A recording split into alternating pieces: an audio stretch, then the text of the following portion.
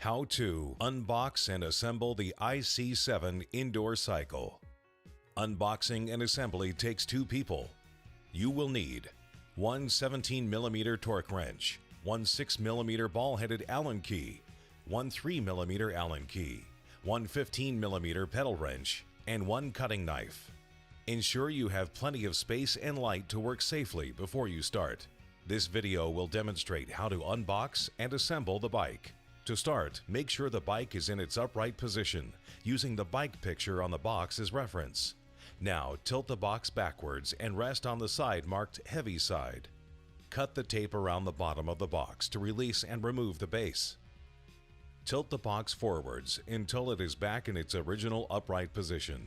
Now remove the box fully by lifting upwards. The IC7 is, for the most part, pre-assembled for quality assurance. Non-pre-assembled components are secured safely in the protective styrofoam case. Remove the handlebar, stabilizers, and all other parts and fixings from the front styrofoam casing. Now cut the tape connecting both sides of the front styrofoam case.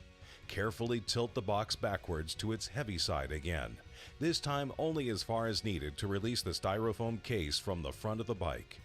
With the weight of the bike at the rear, assemble the front stabilizer using the bolts, spacer tubes, and washers provided. Ensure the bolts are tightened to 50 Nm. Proceed to tilt the bike forwards onto the front stabilizer. Next, cut the tape connecting both sides of the rear styrofoam case. Release and remove the left side styrofoam casing only. Remove the pedals and coach by color console from inside the styrofoam case. Then fully remove the case from the bike. With the weight of the bike now on the front stabilizer, assemble the rear stabilizer using the bolts, spacer tubes, and washers provided. Ensure the bolts are tightened to 50 Nm. This completes the stabilizer assembly. For the next steps, ensure you have the handlebar, coach by color console, and all their fixings ready. Do not remove the red tape from the handlebar slider, and do not change the position of the top slider. Open the vertical handlebar adjustment lever, and with your hand under the slider, lift the post to its maximum position, then close the lever. With a diagonal action, slide the bridge of the handlebar underneath the connection point for the coach by color console. The base of the handlebar should be at the back of the slider. If correctly mounted, the holes in both the handlebar and slider will line up. Using the ball head Allen key, screw the 2 countersunk bolts through the slider and into the handlebar's base. Ensure the bolts are tightened to 30 Nm. Please note that using a standard Allen key makes access to the countersunk bolts difficult and will damage the bolts. At this stage in assembly, it is essential you do not move the handlebar's top slider further back towards the saddle. This will damage the coach by color console connector. Open the horizontal adjustment lever and move the top slider forwards to expose the rear of the bottom slider. Close the lever, locate the handlebar end cap from your bag of parts, and attach to the lower slider with the M4 Allen bolt provided. Locate the coach by color console and its plastic fixing sleeve and bolt.